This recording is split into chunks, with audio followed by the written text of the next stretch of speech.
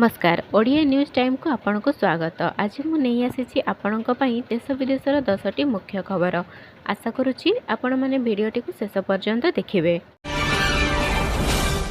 Number 1 Odisha रे आरंभ हैला मोहन सरकार। ओडिशा पंचदश मुख्यमंत्री भावे शपथ नहीं मोहन चरण माझी। यह सह ओडिशा रे प्रथम थर आरंभ होईछि बीजेपी शासन। भुवनेश्वर जनता मैदान रे आयोजित शपथ ग्रहण समारोह रे राज्यपाल रघुवर दास मुख्यमंत्री भावे मोहन माझी को पद एवं गोपनीयतार शपथ पाठ कराइछन्ति।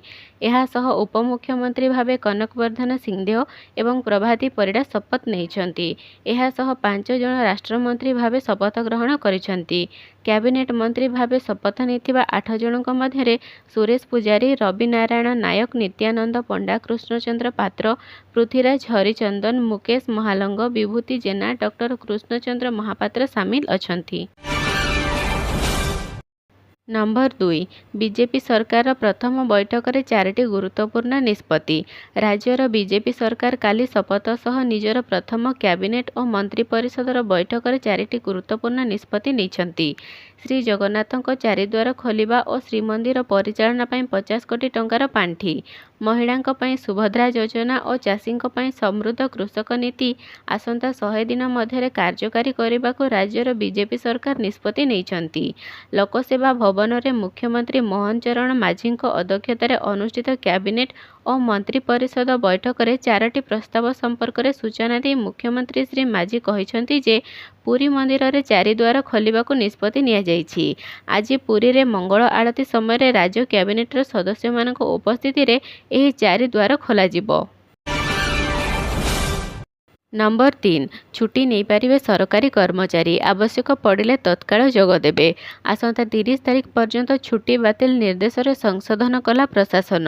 आवश्यक पड़िले ऑफिसर माने छुट्टी नहीं पारिबे बोली निर्देशनामा जारी करा जाइछि। छुट्टी नहीं पारिबे किंतु आवश्यक पड़िले तत्काल कार्य रे जोग देबे। जरूरी जोगाजोग पई निज मोबाइल नंबर एक्टिव रखिबे बोली निर्देशनामा रे उल्लेख रहिछि। नंबर 4 गुरुवार इटाली जिबे मोदी। प्रधानमंत्री नरेंद्र मोदी गुरुवार अर्थात जून 13 रे इटाली जिबे।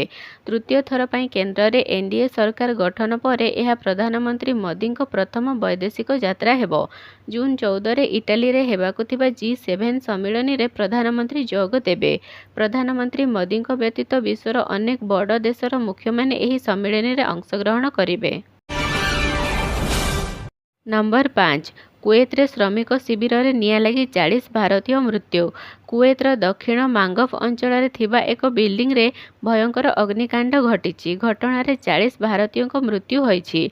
अन्यपटे प्राय 90 जन भारतीयों को उद्धार करा जाइछि।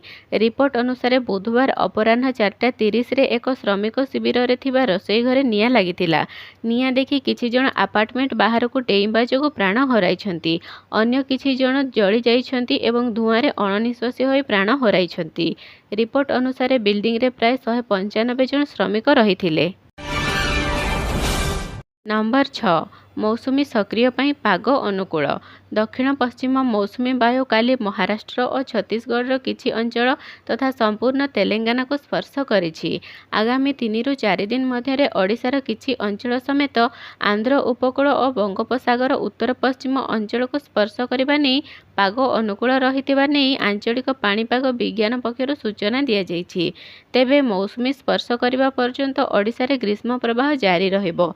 आसंता 24 घंटा मध्यरे बलांगीर, नुआपड़ा, बरगढ़, झारसुगुड़ा, सुंदरगढ़, मयूरभंज जिले में ग्रीष्म प्रवाह और उपकूल ओडिशा रे गरम सह गुड़ुगुड़ी अनुभूत हेबो।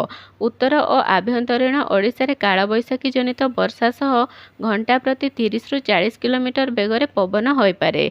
15 तारिख ठारू पागरे परिवर्तन होई पारे। ग्रीष्म प्रवाह सामान्य कमिबा सह कालबैशाखी हेबो। नंबर 7 वर्षकरे 8% बढ़िलाणी गहम दर, बढ़िपारे आउ 7%।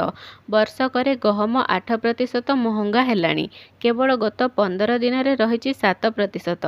आगामी 15 दिन रे आउ 7% बढ़िबो बोली आशंका करागलाणी। उल्लेखयोग्य जे सरकारी भंडार मानकरे प्रत्येक समय रे 3 मासर स्टॉक रहिबा दरकार। तेबे एथर क्रय अधिवेशन आरंभ होइबा पूर्वरु एही स्टॉक 58 लाख टन थिला। अर्थात एबे गहम स्टॉक ଷ୍ଟକ୍ 16 ବର୍ଷର ସର୍ବନିମ୍ନ ସ୍ତରରେ ଅଛି। ରୁଷିଆ ୟୁକ୍ରେନ ଯୁଦ୍ଧ ପରେ ସାରା ବିଶ୍ୱରେ ଗହମର ସରକାରୀ ଷ୍ଟକ୍ ହ୍ରାସ ହେବାରେ ଲାଗିଛି। ନମ୍ବର 8 ପୁଣି ଇତିହାସ କଲା ଷ୍ଟକ୍ ମାର୍କେଟ। 23,420 ସହ ଶିଖର ଛୁଇଁଲା ନିଫ୍ଟି। ଷ୍ଟକ୍ ବଜାର ଖେଳିବାର 1 ଘଣ୍ଟା ପୂର୍ବରୁ ନୂଆ ଶିଖର ଛୁଇଁଛି ଏନ୍ଏସ୍ଇ। ଏହା ସହ ନିଫ୍ଟି 23,420.35ର ଏକ ନୂତନ ରେକର୍ଡ ସୃଷ୍ଟି କରିଛି। ଅବଶ୍ୟ ସେନ୍ସେକ୍ସ ଏପର୍ଯ୍ୟନ୍ତ ନୂତନ ଶିଖର ଛୁଇଁ ପାରିନି। କାଲି ଏହା 76,976.73ର ଉଚ୍ଚତାରେ ପହଞ୍ଚିଛି, ଯାହା ଏହାର ଉଚ୍ଚସ୍ତର 77,079 ଠାରୁ କିଛି ପଏଣ୍ଟ ପଛରେ ଅଛି। ଆଦାନୀ ଗ୍ରୁପର ସେୟାର ବୃଦ୍ଧି ଜାରି ରହିଛି। 222.52 ପଏଣ୍ଟ କିମ୍ବା 0.29% ବୃଦ୍ଧି ସହିତ ବିଏସ୍ଇ ସେନ୍ସେକ୍ସ 76,679 ସ୍ତରରେ ଖୋଲିଛି। ଏନ୍ଏସ୍ଇର ନିଫ୍ଟି 79.60 ପଏଣ୍ଟ କିମ୍ବା 0.34% ବୃଦ୍ଧି ସହିତ 23,344 ସ୍ତରରେ ଖୋଲିଛି। ବିଏସ୍ଇର ମାର୍କେଟ କ୍ୟାପ୍ ରେକର୍ଡ ସର୍ବାଧିକ 429.44 ଲକ୍ଷ କୋଟିରେ ପହଞ୍ଚିଛି ଏବଂ ଏହା ହେଉଛି ଏହାର ଐତିହାସିକ ଉଚ୍ଚ ସ୍ତର। ନମ୍ବର 9 4 ବର୍ଷର ଝିଅ ବାର୍ଡ ଫ୍ଲୁରେ ଆକ୍ରାନ୍ତ, ଚିନ୍ତା ପ୍ରକଟ କଲା WHO। ଆମେରିକା ପରେ ଭାରତରେ ବ୍ୟାପିଲା ବାର୍ଡ ଫ୍ଲୁ। ପଶ୍ଚିମବଙ୍ଗର ଏକ 4 ବର୍ଷର ଝିଅ ବାର୍ଡ ଫ୍ଲୁ ଭାଇରସରେ ଆକ୍ରାନ୍ତ ହୋଇଥିବା ସୂଚନା ମିଳିଛି। ତେବେ ଆମେରିକାରେ ମଣିଷ ଦେହରେ ବାର୍ଡ ଫ୍ଲୁର ଦ୍ୱିତୀୟ ମାମଲା ଚିହ୍ନଟ ହୋଇଥିବା ବେଳେ ଏବେ ଭାରତରେ ଚିହ୍ନଟ ହୋଇଛି ପ୍ରଥମ ମାମଲା। ପୂର୍ବରୁ ଆମେରିକାରେ ପଶ୍ଚିମବଙ୍ଗର ଏକ 4 ବର୍ଷର ଝିଅ ବାର୍ଡ ଫ୍ଲୁ ଭାଇରସରେ ଆକ୍ରାନ୍ତ ହୋଇଛି। ଏନେଇ ବିଶ୍ୱ ସ୍ୱାସ୍ଥ୍ୟ ସଂଗଠନ ସୂଚନା ଦେଇଛି। ନମ୍ବର 10 ଆମେରିକାକୁ ହରାଇ ସୁପର 8ରେ ଭାରତ। ନ୍ୟୁୟର୍କର ନସାର କାଉଣ୍ଟି ଇଣ୍ଟରନ୍ୟାସନାଲ କ୍ରିକେଟ ଷ୍ଟାଡିୟମରେ ଖେଳାଯାଉଥିବା ଟି20 ବିଶ୍ୱକପରେ 25ତମ ମୁକାବିଲାରେ ଭାରତ ଆମେରିକାକୁ 7 ୱିକେଟରେ ହରାଇଛି। ବିଜୟ ସହ ତୃତୀୟ ଦଳ ଭାବେ ଭାରତ ଚଳିତ ବିଶ୍ୱକପରେ ସୁପର 8କୁ ପ୍ରବେଶ କରିଛି। ଆମେରିକା ଦ୍ୱାରା ଧାର୍ଯ୍ୟ 111 ରନର ବିଜୟ ଲକ୍ଷ୍ୟକୁ ଭାରତ 18.2 ଓଭରରେ 3 ୱିକେଟ ହରାଇ ହାସଲ କରିନେଇଛି। ଭିଡ଼ିଓଟିକୁ ଶେଷ ପର୍ଯ୍ୟନ୍ତ ଦେଖିଥିବାରୁ ଆପଣଙ୍କୁ ବହୁତ ବହୁତ ଧନ୍ୟବାଦ। ଏହିପରି ଅପଡେଟ୍ ନ୍ୟୁଜ୍ ପାଇବାକୁ ହେଲେ ଆମ ଚ୍ୟାନେଲଟିକୁ ସବସ୍କ୍ରାଇବ୍ କରିନିଅନ୍ତୁ।